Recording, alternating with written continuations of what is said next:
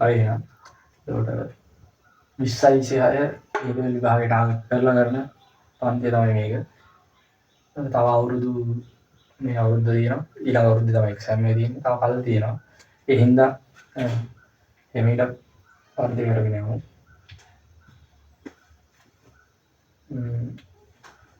පාඩම් ටික පිළිවෙලට එමෙයිට කරන්න කාලය තියෙනවා.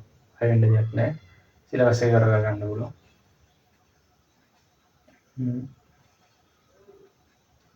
ඒතර මේ ක්ලාස් එක නතරනක තව පේපර් ක්ලාස් කරන්න පුළුවන්. පේපර් ක්ලාස් වලට අනිවාර්යෙන් වෙනවා. ඒකට තව වෙනම MCQ කරන වැඩසටහනක් පටන් ගන්නවා. ඒකත් දිගටම මේ ක්ලාස් එකත් එක්ක කරගෙන යනවා. මේකට කරගෙන. මේක ගැන අප්ඩේට්ස් දැනගන්න WhatsApp group එකේ link එක දානවා description එකේ ඒක join වෙන්න.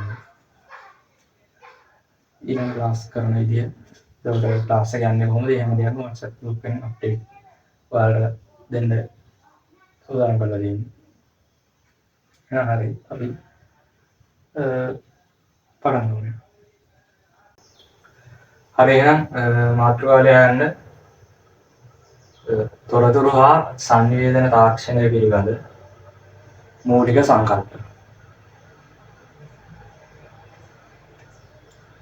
එතකොට A-level ICT සිලබස් එකේ පළවෙනි පාඩම විදිහට තියෙන්නේ මේ පාඩම. තොරතුරු හා සංවේදන තාක්ෂණය පිළිබඳ මූලික සංකල්ප. ඒතර මේක මේ ICT වලට ඉන්ට්‍රොඩක්ෂන් එකක් වගේ තියෙන පාඩමක්. පොඩි පාඩමක්. ඒ හින්දා පළවෙනියට මේක දාලා තියෙන්නේ. එහෙනම් අරන්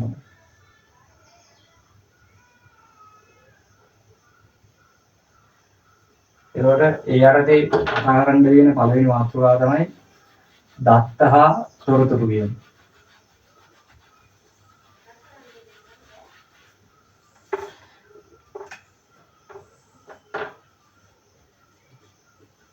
දත්ත හා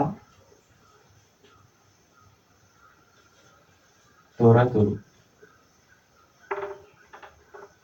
එතකොට ICT කියන සබ්ජෙක්ට් එක හැදිලා තියෙන්නේම මේ දත්ත හා තොරතුරු. එහෙම නැත්නම් data information කියන දෙකෙන්. එතකොට මුලින් දැනගෙන ඉන්න ඕනේ දත්ත කියන්නේ මොනවද? information කියන්නේ මොකක්ද කියලා. data කියන්නේ මොනවද? තොරතුරු කියන්නේ මොනවද කියලා. එතකොට දත්ත කියලා කියන්නේ තනියෙන් ගත්තට පස්සේ කිසි තේරුමක් නැති දෙයක්. ඒ කියන්නේ අපිට ඒක ඉලක්කමක් වෙන්න පුළුවන්. අපි හිතමුකෝ 57 කියලා. දැන් අපි 57 කියන ඉලක්කම 57 කියලා ගත්තාම ඒකේ තේරුමක් නැහැ. ඒක ඉලක්කමක් කියලා දන්නවා. ඒ වුණාට 57න් කියවෙන්නේ මොකක්ද කියලා අපි දන්නේ නැහැ. ඒ වගේ ඒවාට තමයි දත්ත කියන්නේ. ඉලක්කමක් වෙන්න පුළුවන්, අකුරු වෙන්න පුළුවන්, වචන වෙන්න පුළුවන්. එතකොට શબ્දයක් විදිහට දෙන්න පුළුවන්. ඒ රූපයක් විදිහට දෙන්න පුළුවන්. ඒ වගේ දේවල් තමයි දත්ත කියලා කියන්නේ. තනියෙන් ගත්තම ඒ ගැන කිසිම තේරුමක් නැහැ.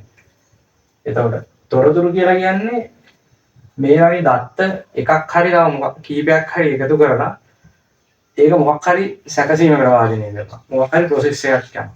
ඒ process එකෙන් පස්සේ ඒ දත් අර කලින් කිසි තේරුමක් නැතුව තිබ්බ දත්ත වලින් මොකක් හරි තේරුමක් එනවා. අන්න ඒ වගේ මේ දත්ත process කරාට පස්සේ එන ප්‍රතිඵලයට තමයි තොරතුරු කියලා කියන්නේ. ඒතර මේ තොරතුරු අයපාරක් ප්‍රොසෙස් කරලා තව තොරතුරක් ගන්න පුළුවන්. ඒක එක දිගට කරන්න පුළුවන්. එකපාරක් විතරක් කියලා නැහැ. ඒකට අනුමාත්‍රාව විදිහට දත්තා තොරතුරු කියලා යන්නේ. ඊට පස්සේ පළවෙනි මාත්‍රකාව දත්ත. ඒ යටතේ ලියා ගන්න තනිව ගත් කල අර්ථවත් බවක් නොමැති පිළිවෙලකට සකසා නැති සංඛ්‍යා වචන ශබ්ද යනාදී දත්ත ලෙස හැඳින්වෙනවා. ඒතර උදාහරණයක් විදිහට මේ 57 එතකොට අයම රතු පාට මේ වගේ දේවල් දත්ත විදිහට ගන්න ඕනේ. ඊට පස්සේ මේ දත්ත ආයි කොටස් දෙකකට බෙදෙනවා. ගුණාත්මක දත්තයි ප්‍රමාණාත්මක දත්තයි කියලා. ගුණාත්මක දත්ත කියන්නේ සංඛ්‍යාත්මකව ප්‍රකාශ කරන්න බැරි දත්ත. ඒ කියන්නේ මනින්න බැරි දේවල්. මේ රතු පාට කියන එක අපිට මනින්න බෑ. පාටක්නේ. ඒ හින්දා ඒක ගුණාත්මක දත්තයක්. ඒකට මොකක් හරි ශබ්දයක් ගුණාත්මක දත්ත. එතකොට රස, සුවඳ වගේ දේවල් ගන්න පුළුවන් ගුණාත්මක දත්ත විදිහට. අනුමාත්‍රතාවක් දාලා ගන්න ගුණාත්මක දත්ත කියලා.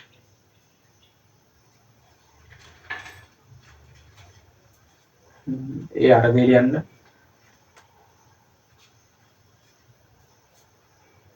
මිනුම් ක්‍රම භාවිතයෙන් මැනිය නොහැකි දත්ත.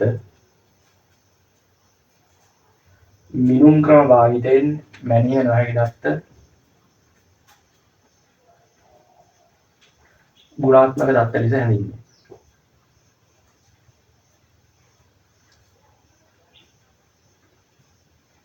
ඒවට උදාහරණ විදිහට ලියා ගන්න වර්ණය,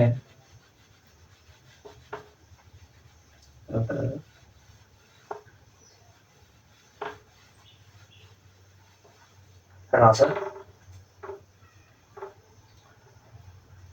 හැඟීම්, ඒ වගේ දේවල්. ඒතකොට ඊට පස්සේ නම් ප්‍රමාණාත්මක දත්ත.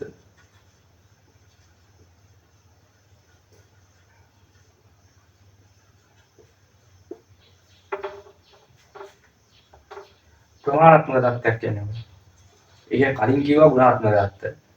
ගුණාත්මක දත්ත කියන්නේ මනින්න බැරි දේවල්. එහෙනම් ප්‍රමාණාත්මක දත්ත වෙන්න ඕනේ මනින්න පුළුවන් දේවල්. උදාහරණයක් විදිහට උෂ්ණත්වය. උෂ්ණත්වය කියන එක මනින්න පුළුවන් සෙල්සියස් වලින් හරි, ෆැරන්හයිට් වලින් හරි, කෙල්වින් වලින් හරි. එක එක විදිහට මනින්න පුළුවන්. ඒකට ඒක ප්‍රමාණාත්මක දත්තයක්. ඒකට මල්ලක තියෙන අවගිරි ගන්න ප්‍රමාණාත්මක දත්තයක්. ඒකට මිනිහෙක්ගේ බර, උස ප්‍රමාණාත්මක දත්ත මනින්න පුළුවන්. ඒ වගේ දත්තවල තමයි ප්‍රමාණාත්මක දත්ත කියලා කියන්නේ.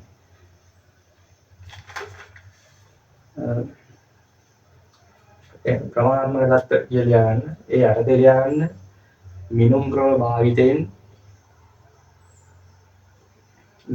භාවිතයෙන් මැනිය හැකි දත්ත ප්‍රමාණාත්මක දත්ත ලෙස හැඳින්වේ.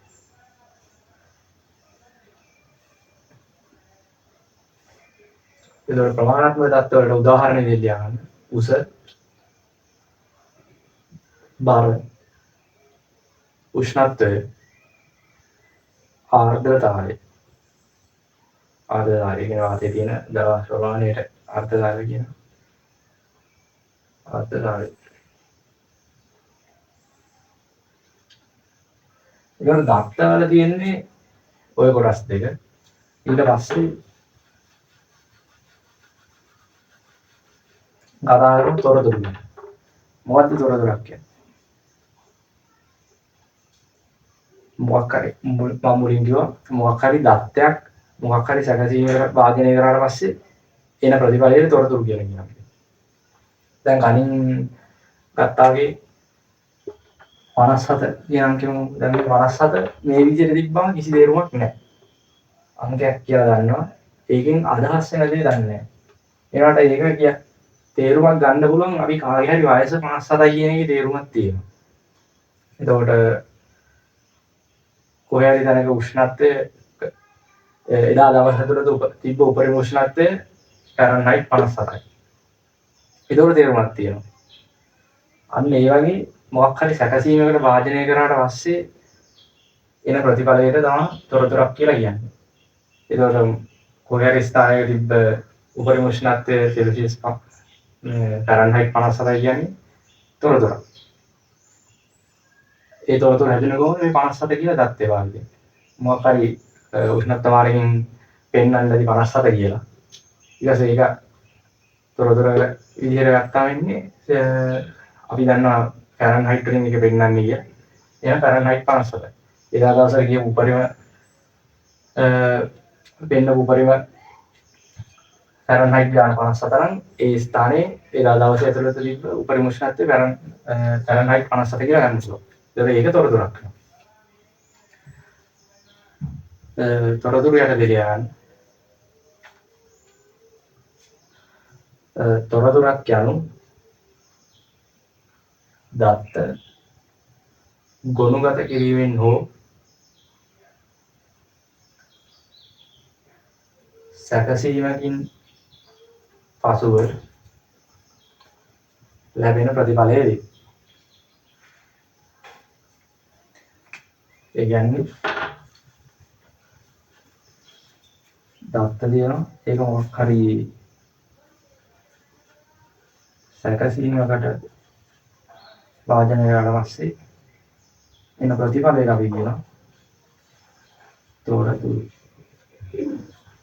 මේ විදිහට තමයි වෙන්නේ.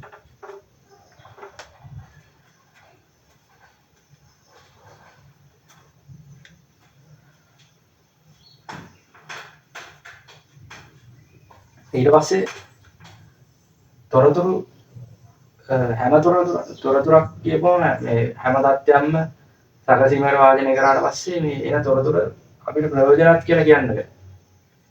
වැඩක් නැති තොරතුරු වෙන්නත් පුළුවන්. ඒ හින්දා තොරතුරු වල තියෙන මේ ගුණාත්මකතාවය ගැන සැලකිලිමත් වෙන්න ඕනේ හැම වෙලේම. ඒතකොට ගුණාත්මක තොරතුරු වල ලක්ෂණ තියෙනවා. ඒ වෙන තමයි ඊළඟ කතා කරන්නේ. ඊළඟ මාතෘකාව දාන්න. ගුණාත්මක තොරතුරු වල ලක්ෂණ.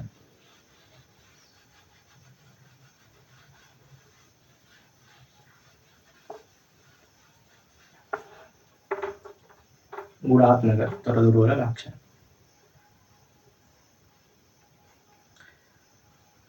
පළවෙනි එක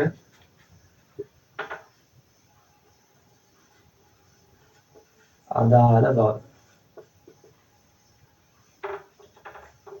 මොකද අදාළ බව කියන්නේ? තොරතුරක් ගුණාත්මක තොරතුරක් වෙන්න නම් ඒකට තියෙන්න ඕනේ අදාළ බව. ඒ කියන්නේ දැන් අපි හිතමුකෝ ඉන්ටර්විව් එකකට යනවා කියලා. ඒතර ඉන්ටර්විව් එකට ගියාට පස්සේ එතන මුලින්ම අපි පෙන්වන්න ඕනේ අපිට ඩිග්‍රී එකක් තියෙනවා නම් ඩිග්‍රී. එහෙම නැත්නම් ඩිග්‍රී එකත් කරලා MSc එකත් වගේ කරලා තියෙනවා නම් එහෙනම් MSc එක තමයි පළවෙනි සුදුසුකම වෙන්නේ. ඒ වගේ අර එතෙන් අදාළ වැඩිපුරම අදාළ වෙන දේ තොරතුරු වලට තමයි මේ වැඩිපුරම අදාළ වෙන තොරතුරු තමයි ගුණාත්මක තොරතුරක් විදියට ගන්න. දැන් ජොබ් ඉන්ටර්විව් එකට ගියාට පස්සේ ශිෂ්‍යත්ව ලකුණු පෙන්නපුවම ඒක අරන් වෙන්නේ. ඒ කියන්නේ ඒක ගුණාත්මක තොරතුරක් නෙමෙයි ඒ වෙලාවේදී. හැබැයි අපි 5න් 6ට වෙන ඉස්කෝලේකට යනවා නම් ශිෂ්‍යත්ව ලකුණු කියන්නේ එතනදී ගුණාත්මක තොරතුර. ඒ ගුණාත්මක එකම තොරතුර වෙනත් ගුණාත්මක භාවය වෙනස් වෙන්න පුළුවන්. ඒ ස්ථායකම්. ඒතර මේ අදාළව කියන එක වැදගත් වෙනවා. තොරතුරේ ගුණාත්මක භාවය රඳා පවතින.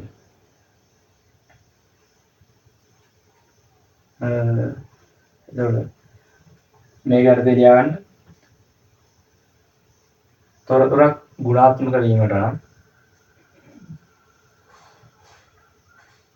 එම තොරතුර ඒ අවස්ථාවට අදාළ තොරතුරක් විය යුතුයි.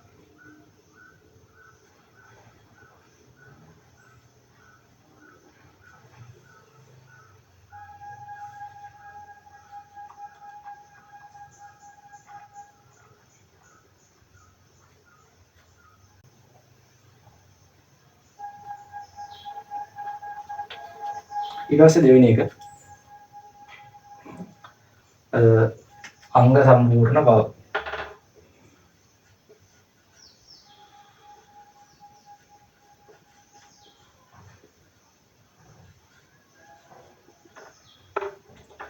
එතකොට තොරතුරු වල ගුණාත්මක භාවය රඳා පවතින අනිත් තවත් සාධකයක් තමයි අංග සම්පූර්ණ බව කියන්නේ.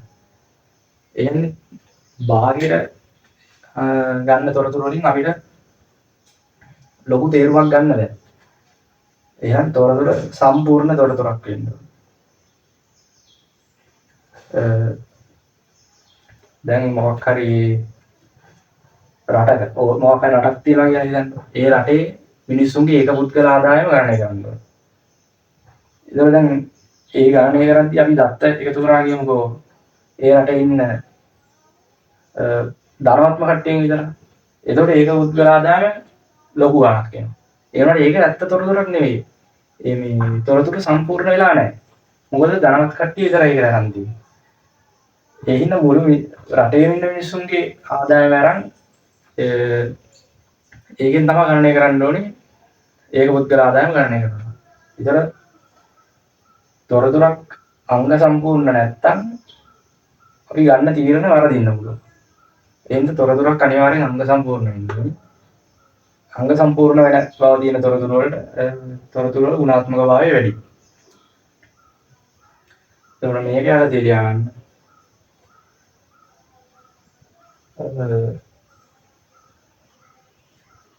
සම්පූර්ණ තොරතුරක් ගුණාත්මක වීමට නම් එමත් තොරතුර සම්පූර්ණ විය යුතුයි. අසම්පූර්ණ තොරතුරු වගේ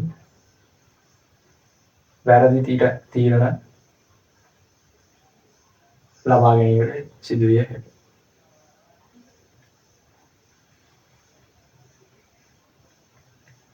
ඊට පස්සේ තුන්වෙනි එක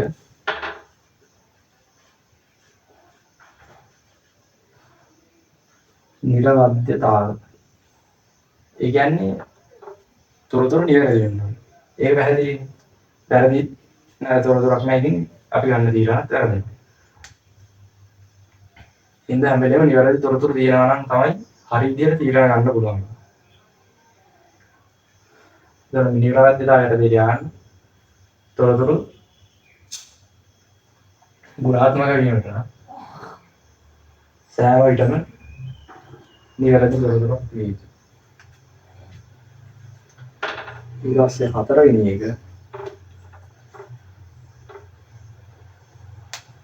කාලීන බව.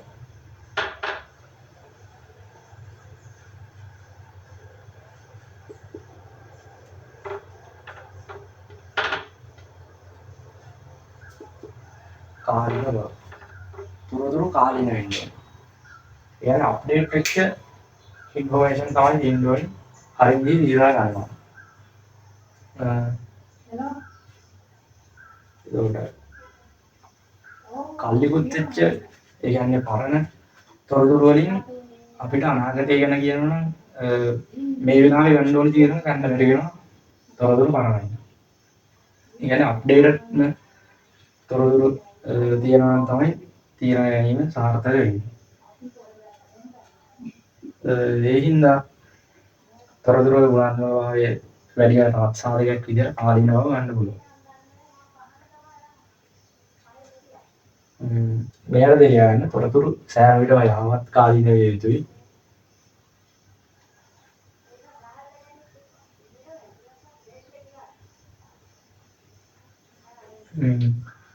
කාලීන බව වැඩි තොරතුරු ගුණාත්මක භාවයෙන්ද වැඩි.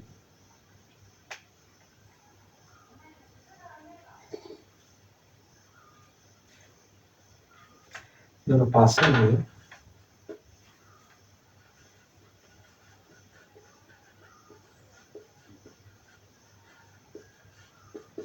පිරිවැය අවම වීම. ඒ කියන්නේ මේ තොරතුරු සැකසීමට ගන්න පිරිවැය අඩු වෙන්න ඕනේ. පිරිවැය අඩු මේ අනිත් ගුණාංගات ඔක්කොම දෙන්න ඕනේ පිරිවැය අඩු වෙන්න ඕනේ. එහෙම තොරතුරු තමයි ගුණාත්මක භාවයෙන් ඉහළ තොරතුරු කියලා කියන්නේ. මේ පිරිවැය අඩු වෙලා මේ අදාළ බව නැත්නම් නිරවද්‍යතාවය නැත්නම් ඒ තොරතුරු ගුණාත්මක බව වෙන්නේ නැහැ. මේ ඔක්කොම ලක්ෂණ තියෙනවා නම් ඒ තොරතුරකට හොඳ ගුණාත්මක තොරතුරක් කියලා කියන්න පුළුවන්. මේ වීඩියෝ ආවම වීම කියන එක වැදගත් වෙනවා. දැන් මොකක් හරි ව්‍යාපාරයක් ආරම්භ කරන්න යනවා නම් ඒකේ මූලික පිරිවැය අවම වෙන තරමට හම්බෙන ලාභය වැඩි. ඒ හින්දා පිරිවැය මේ තොරතුරු වලට වැය කරන්න ඕනේ. මුදල අඩු නම් හම්බෙන ලාභය වැඩි. ඒ හින්දා මේ පිරිවැය අවම වීම ගුණාත්මක තොරතුරක ලක්ෂණය.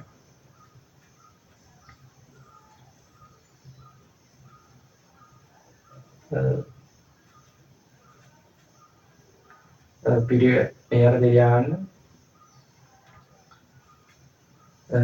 අවම පිරිවැයක් සහිත සහ ඉහත ලක්ෂණද සහිත තොරතුරු වල ගුණාත්මක භාවය ඉහළයි.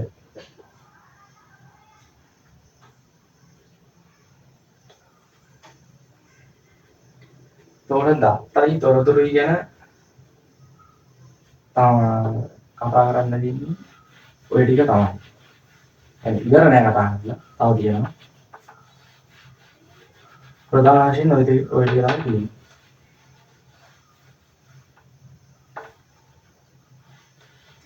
ඊට පස්සේ කතා කරන්න තියෙන්නේ දත්ත ජීවන චක්‍රය ගැන.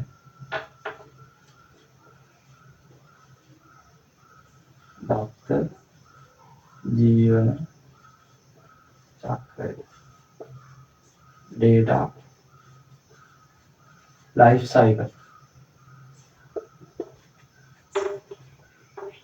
මේ දත්ත ජීවන චක්‍රය කියන්නේ කොහොමද දත්ත එකතු කරගන්නේ, ඒවා ප්‍රොසෙස් කරගන්නේ, ඒක යාවත්කාලිනව පවත්වා ගන්න. ඒ වගේ දේවල් වලට අනුගමනය කරන පියවරක්. දැන් මේ පියවර ඒක චක්‍රීය සිද්ධ කරගෙන තමයි ඒක ජීවන චක්‍රය කියන හඳුන්වන්නේ. ඒක හැම වෙලෙම දත්තවල ගුණාත්මකභාවය ආරක්ෂා කරගන්න අපි මේ විදිහට මේ data life cycle එකට අනුව ඒ දත්ත පාවිච්චි කරන්න ඕනේ. ඒතකොට මේ දත්ත ජීවන චක්‍රයේ අවස්ථා තුනක් තියෙනවා. පළවෙනි අවස්ථාව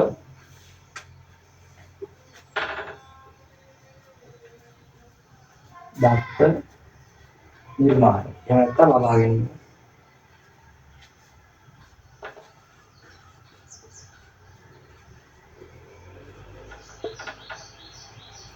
පළවෙනි අවස්ථාව තමයි දත්ත නිර්මාණය.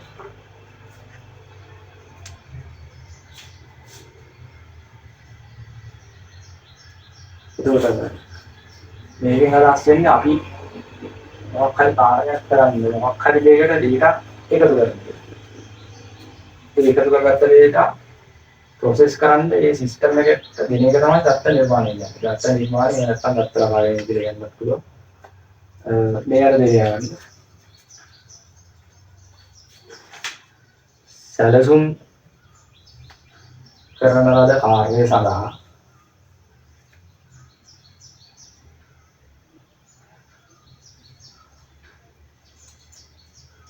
අවශ්‍ය දත්ත පද්ධතිය වෙත ලබා දීම දත්ත නිර්මාණය ලෙස හැඳින්වෙනවා. ඒතකොට මේක තමයි පළවෙනි පියවර. දෙවෙනි පියවර දත්ත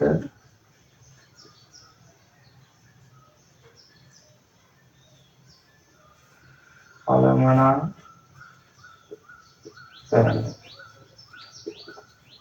මේක data creation, මේක data management. ඒ කියන්නේ නිර්මාණය කරගත්ත දත්ත අලමනා කරන්න මේක තමයි හරි process එක කරනවා කියන්නේ. ඒක ලබනා කරලා තියාගන්න. ඒ වගේ දේවල් කරන්න. දැන් මේ අටකරනවා කරගෙන යද්දී කියන්නේ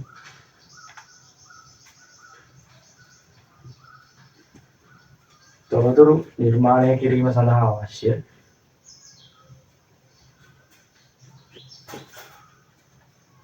දත්ත අවඩා කර තබා ගැනීම දත්ත කළමනාකරණය ලෙස හැඳින්වේ.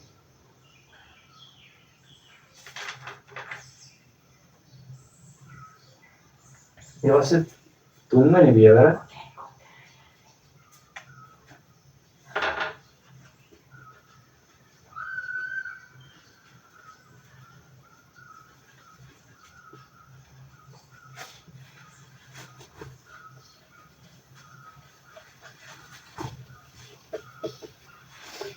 අභාවිත දත්ත ඉවත් කිරීම.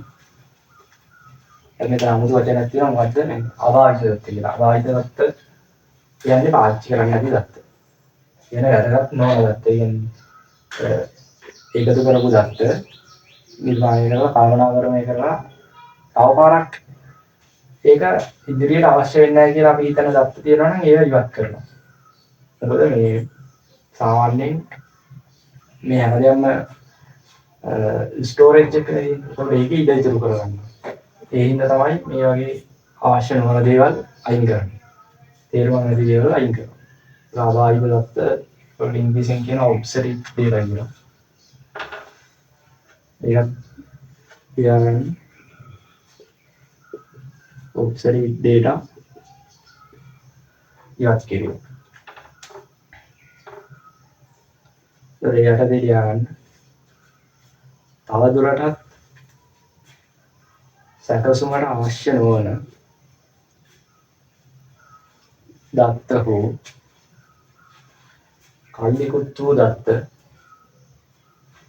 පද්ධතියෙන් ඉවත් කිරීම මෙම පියවරේදී සිදුවේ. සැකසුමට අවශ්‍ය නොවන හෝ කල්ලිකුත් වූ දත්ත පද්ධතියෙන් ඉවත් කිරීම මෙම පියවරේදී සිදුවේ.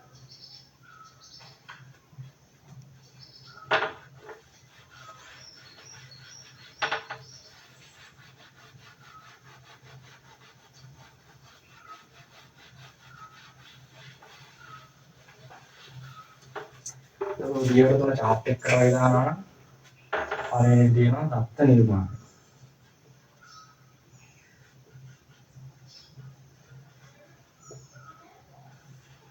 ඊට පස්සේ මොකද වෙන්නේ? දත්ත කලන ගන්නවා.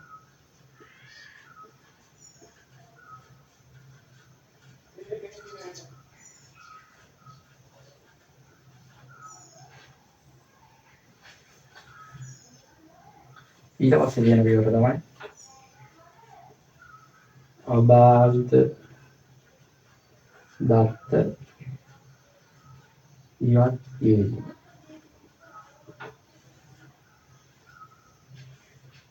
කියන්නේ මොකක් හරි දෙයකට අපි දත්ත එකතු කරා. ඊට පස්සේ ඒක ප්‍රොසෙස් කරන ගවඩා කරලා තියාගත්තා. ඒ දත්ත කළමනාකරණය කියන පියවර. ඊපස්සේ ප්‍රොසෙස් කරලා පස්සේ ආයේ දත්ත අපිට අවශ්‍ය වෙන්නේ. එහෙනම් ඒක අබාධිත දත්ත. කියන්නේ පාවිච්චි නොකරන දත්ත. ඒවා ඉවත් කරා. ඊට පස්සේ ඉතුරු වෙන දත්ත තියෙනවා. ඒක ආයෙ වාහනයක් තව මොකක් හරි ප්‍රොසෙස් එක කරනවා ඒක ගවඩා කරගෙන තියාගෙන ඉන්නවා. ඒක දත්තෙත් අවශ්‍ය නැති වෙන වෙලාවට ඉවත් කරනවා. ඒ විදිහට මේක සයිකල් එකක් විදිහට මේක රිපීට් වෙනවා. ඒතකොට මේක තමයි data life cycle කියන්නේ.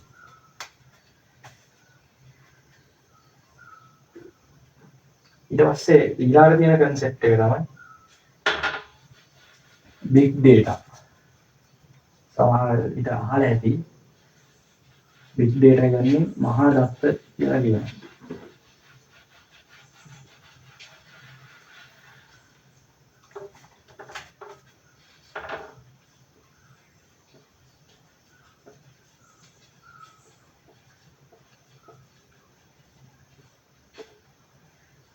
මොකද මේ මහා දත්ත කියන්නේ?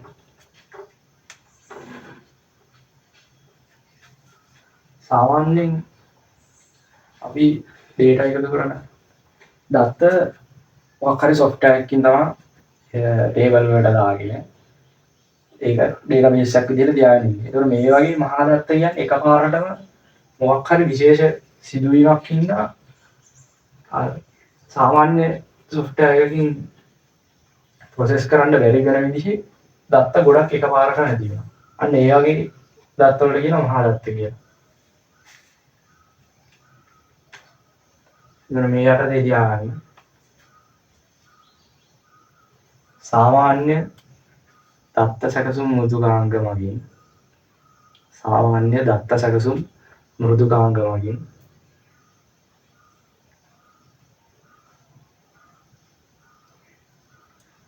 සැකසිය නොහැකි සංකීර්ණ හා විශාල ප්‍රමාණයේ දත්ත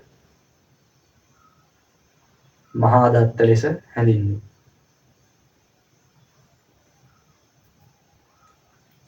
එතකොට ඇයි ඒවා අර normal සාමාන්‍ය software එකකින් process කරන්න බැරි? ඒක තමයි ඊළඟට යන ප්‍රශ්නේ. ඇයි එහෙම වෙන්නේ? ඒ වගේ data process කරන්න නම් ලොකු computing power එකක් තියෙන්න ඕනේ.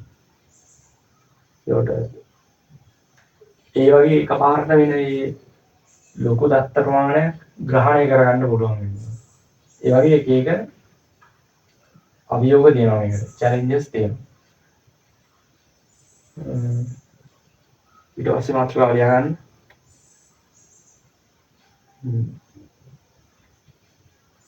මේ මහා දත්ත සැකසීමේදී ඇතිවන ප්‍රධාන අභියෝග.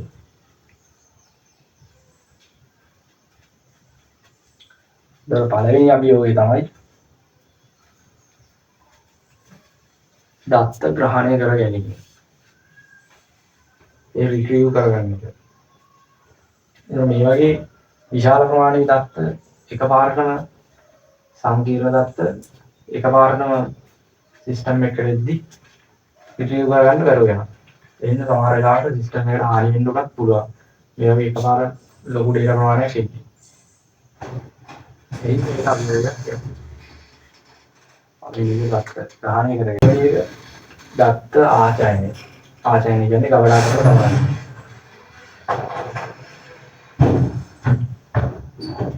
එතකොට මේ වගේ ලොකු දත්ත ප්‍රමාණයක් ගබඩා කරන්න සෑහෙන ලොකු ඉඩ ප්‍රමාණයක් යනවා. සාමාන්‍යයෙන් පීටාබයිට් එකක විතර දත්ත පීටාබයිට් එක තව ඊට වඩා වැඩි ප්‍රමාණයක් දත්ත ගබඩා කරන්න සාමාන්‍ය කම්පියුටර්ස් වලට බෑ. ඒ හින්දා ඒකත් අභියෝගයක්. තුන්වෙනි එක දත්ත විශ්ලේෂණය. ඒ කියන්නේ මේ වගේ දත්ත විශ්ලේෂණය කරන්න මොකක් හරි දෙයකට අපි මොකක් හරි තොරතුරක් ගන්න ඒක ප්‍රොසෙස් කරන්න සෑහෙන රිසෝස් ප්‍රමාණයක් වැය කරන්න වෙනවා. ඒ හින්දා දත්ත විශ්ලේෂණය කරන එකත් අභියෝගයක් වෙනවා. දත්ත උවමාරු කරගන්න. එනේ data ෂෙයා කරගන්න big data ෂෙයා කරගන්න එකත් ලොකු අමාරු දෙයක් වෙනවා. ඒ වගේ විවිධ ආකාරයේ අභියෝග තමයි තියෙන්නේ. ඊට පස්සේ තියාගන්න දත්ත ප්‍රදර්ශනය කිරීම.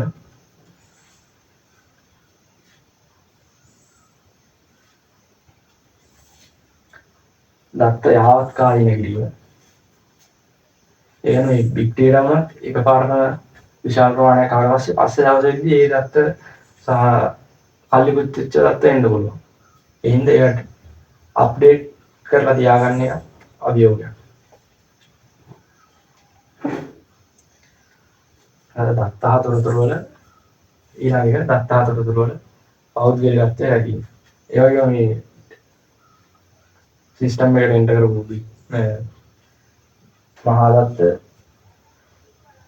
සිකියෝර්ඩ් විදිහට තියාගන්න එක ප්‍රශ්නයක් වෙන්න පුළුවන්. ඒ ASේ සංවේදී දත්ත තියෙනවා නම් එතකොට මොකක් හරි රජයකට වගේ වැදගත් වෙන දත්ත තියෙනවා නම් එකපාරටම මිනිස්සුන්ට දෙන්න බෑ. ඒ හින්දා ඒ වගේ දේවල් ආරක්ෂා සහිතව ගබඩා කරගන්න එක ප්‍රශ්නයක් වෙන්න පුළුවන්. ඒ වගේ ඒවා තමයි මේ big data කියන මහා දත්ත සැකසීමේදී එන්නේ.